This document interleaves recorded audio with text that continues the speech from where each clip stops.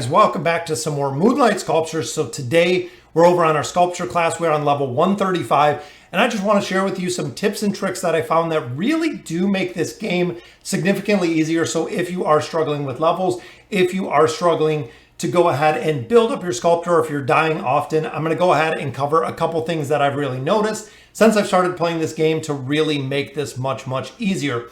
First one that is a huge priority, which will save you an absolute insane amount of gold in this game, is when it comes to your jewelry, you can get HP drain and you can get magic drain, which again is absolutely crazy when it comes to the gear itself.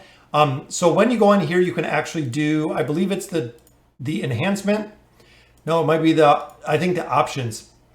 In here, when you look down here, you have HP regen, MP regen, which is really good. But down here, you want to look at building up the hit point drain, that HP drain. Guys, it is 200 is what I have on there right now. So every single attack I do, I get 200 hit points back. That is right, guys, 200 hit points. When you look at my potions overall, just remember 200 hit points back. Right now I have this hit point.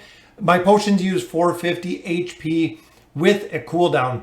So if I'm utilizing my weapon, my attack, every attack that I do, again, is bringing back 200 hit points. So you can actually see it right here. You'll see a little green 200. There it goes. That is the hit points that I'm getting back. If I have an attack that does multiple strikes, it actually does it multiple times, which is, again, is super powerful when it comes to the survivability because I'm not burning through all my gold using the potions. So on the point of gold, when you look at the shop, we're going to look at the gold and more. This is really what you want to be purchasing every single opportunity that you have, guys, to make sure, again, you're making progression. So we want to focus on the growth. So the enchantment protectant, you don't need. The enchant scrolls, not too high of a priority. The buddy egg, I would definitely buy the buddy egg until you get a common buddy. So looking at my buddies themselves, we actually have a common buddy here, but once you get a quality buddy, this one makes a really big difference. Looking at the common buddies, we have 3 EXP, 100 weight.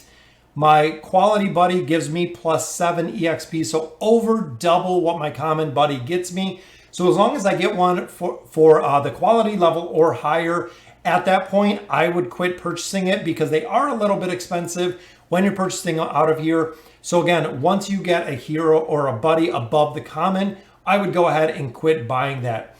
In addition, these two you definitely want to buy, both the lesser option and the intermediate option stone. These do take a considerable amount of time to build up, especially when you get to higher gear to add options onto that gear. The other two things you want to buy every single day are these equipment specialization packs. And I'll show you in a minute. They're relatively cheap depending on the amount of money you're making. So 100K a day with both of those, which I would absolutely buy. So what this allows me to do, and I will show you when I open all of these up. So we got 2 of the chests there, so go in the usability.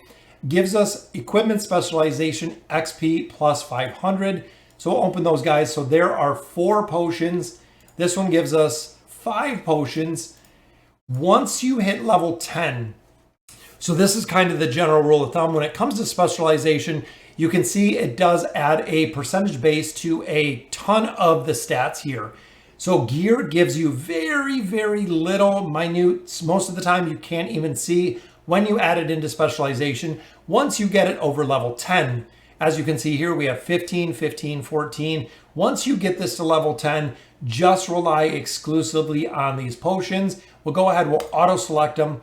Boom, look at the EXP that we're getting out of these, which is honestly, you're talking about hundreds, literally, you're talking about hundreds of pieces of gear that you would have to use versus getting these potions out of there. You can even take all of the gear that you accumulate, sell it just for gold to have more than enough money to buy these potions. The potions are the way to go. Do not put a lot of gear in here. Again, use the potions specifically to enchant all of these abilities up. Get the potions, guys. It's way cheaper. Again, you could take the amount of gear it's going to take you to go ahead and get the specialization. You could sell all of that gear, buy the potions themselves out of the shop every single day, and come ahead an absolute crazy amount. In addition to the shop, when you're looking at gold, those are the things, these are the 4 that you really want to focus on. Most of the other ones, the material, you get a lot of material, and this is kind of the other side of doing the specialization. So when you actually start getting a lot of gear, and you do get a ton in here, just dismantle it all, guys. Once you get specialization up to level 10, you're going to focus on the dismantling of the gear.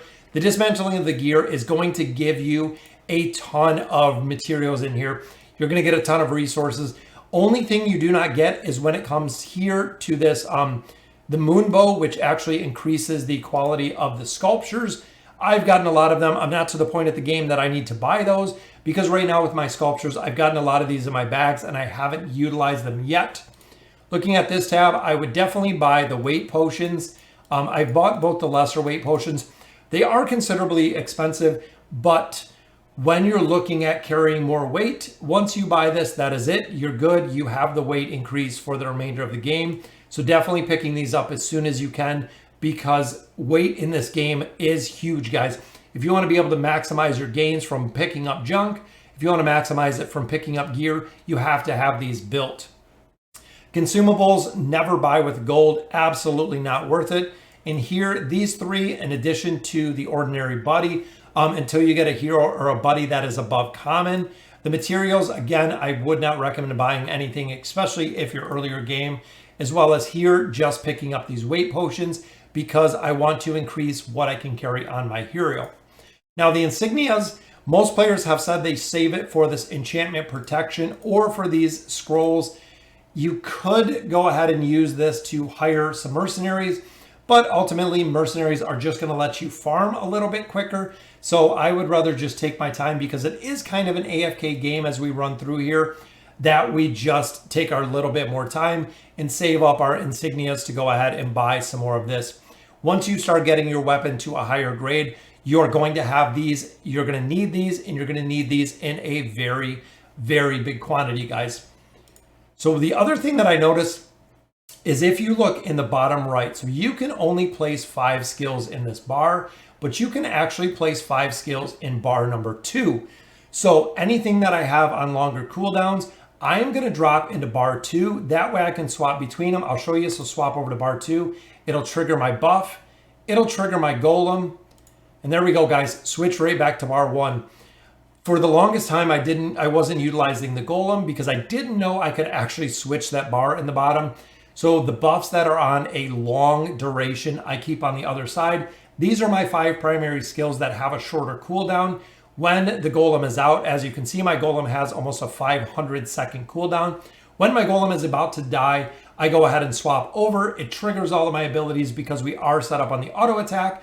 And then we can go ahead and swap back, continue with our farming, which we're doing very, very quickly here. So making sure, in addition, that you carry potions, make sure you carry food, make sure you carry potions, guys. You're gonna burn through those as soon as you can. Farming is very expensive. You wanna make sure that you pick up a lot of loot.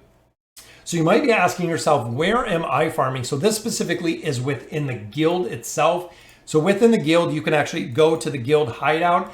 On the left-hand side, on the west side of here, they have a guild hideout. You actually get to run in here 2 hours per day, guys. And I absolutely recommend running in here for 2 hours. Big reason is, if you look, I'm getting 113,000 EXP with the buffs in here. The EXP in here is just absolutely crazy, crazy high. On normal mobs, I get about 42,000, 42 to 50,000 is what I've been getting. So every single mob I get over that I'm killing in here, I'm getting over double the EXP that I'm getting on normal mobs, guys. So again, it is absolutely crazy the amount of EXP you get in here. If you're looking to just level up faster, hop in here, set it on auto, and you will burn through here very, very fast. So we lost our golem again. We'll swap, pop up the golem, swap right back. There we go, guys. Now we're right back at it, killing all of our mobs. We got our golem here backing us up with our class. So guys, let me know in the comments what you guys think. If you're interested in summoners, or excuse me, in Moonlight Sculpture, go ahead and click the link down in the description. It really does help out the channel. And as always, thank you guys for watching.